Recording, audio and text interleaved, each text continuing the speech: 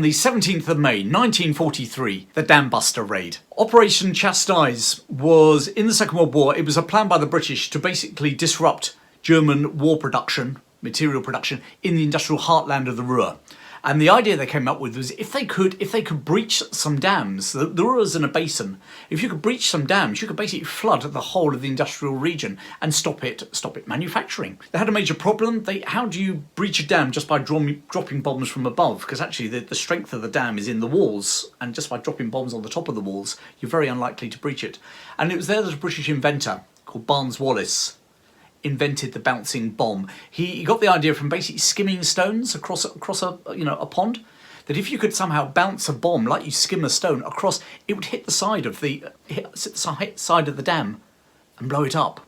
And that's where you could create a breach. On the 16th of May 1943, 617 Squadron under Wing Commander Guy Gibson took off on their bombing run.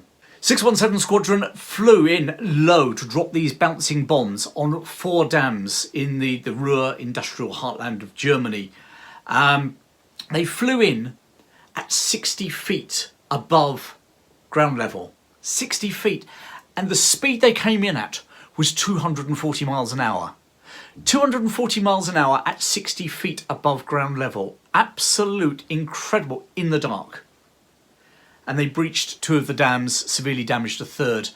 And the dams burst, massive floods in the Ruhr regions. Ruhr, the industrial production of the Ruhr never got back to May figures until September. 11 of the 19 aircraft were returned, but 50 of the 133 airmen in that mission were killed, 40%. Apart from the absolutely incredible achievement of breaching those dams, using the bouncing bombs in the dark, 60 feet above ground, 240 miles an hour, the thing that gets me is their commander, Guy Gibson, Wing Commander Guy Gibson, who was awarded the Victoria Cross for leading this attack, was just 24 when he led those 19 aircraft into that attack.